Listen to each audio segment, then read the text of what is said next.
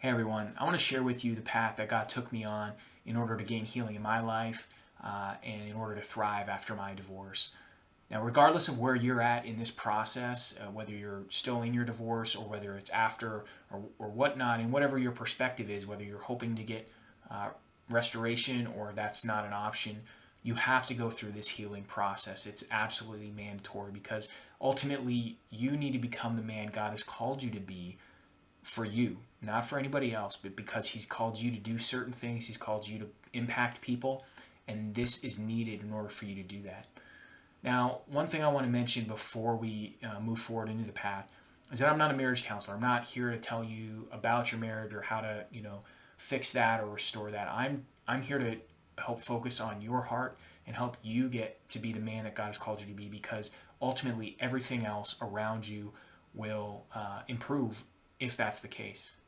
Now, the path, I liken it to the parable of the sower in Mark 4.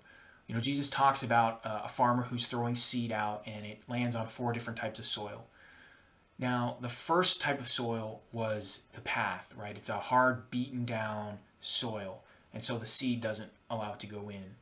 The first step is much like that. It's owning it. We need to own the things that we have done or not done to contribute to this divorce. All right. Now, this isn't to lay blame. This isn't to shame you. This isn't to bring up all this stuff.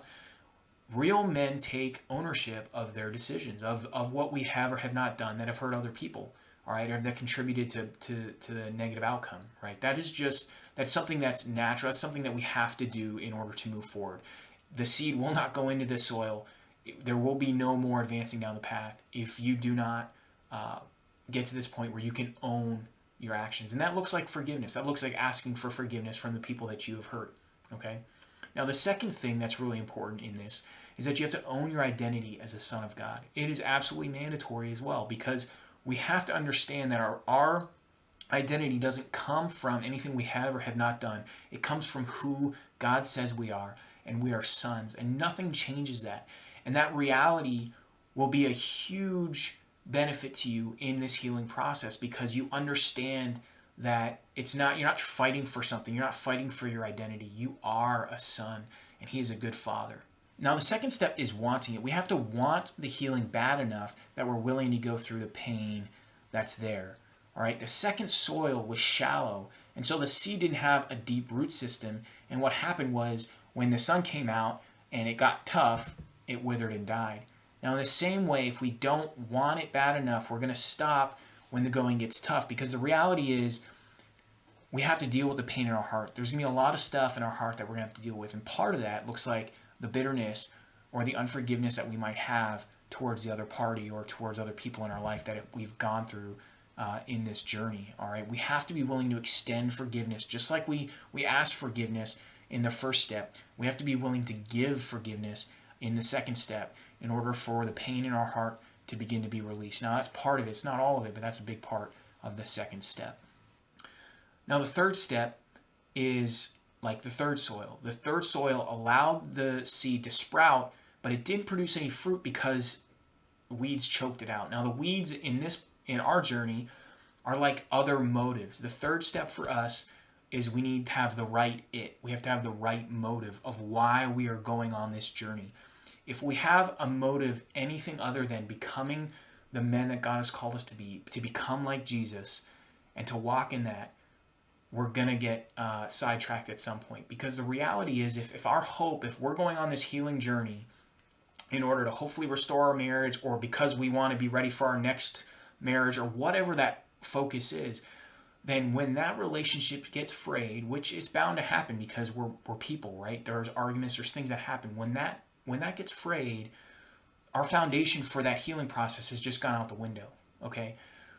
The only thing that will keep us stable in this time and through the rest of our life is if we have a foundation and a motive to becoming like Christ, becoming the men He has called us to be. That has to be our number one focus, okay? That will keep you solid regardless of what you face in life. Now, the fourth step is to believe it.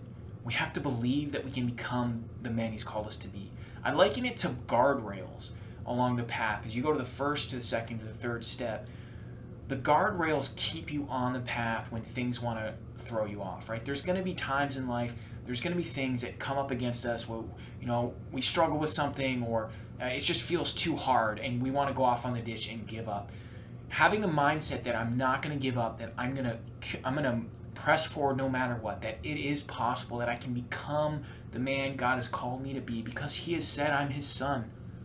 All right? Like if we don't give up, it will be inevitable. I guarantee you it's going to be inevitable if we don't give up. And we have to have that mindset to press in through the pain and through the difficult times that come.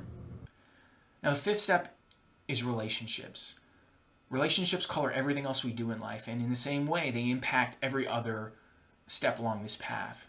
I liken it to the weather that we experience as we're going down this path.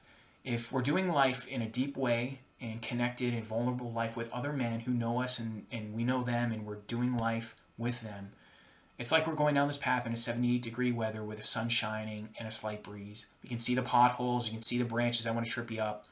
It doesn't mean the path is going to be easy, but it means it's definitely going to be easier than if you were alone. Because if you're alone, if you're not doing this with other men, it's like doing it in a blizzard. You can't see the hand in front of your face. It's 0 degrees, and you're spraining your ankles in the potholes that you can't see. You're getting tripped up in the branches, and you're not getting very far down the path. That's the reality. Other brothers are absolutely critical to this process.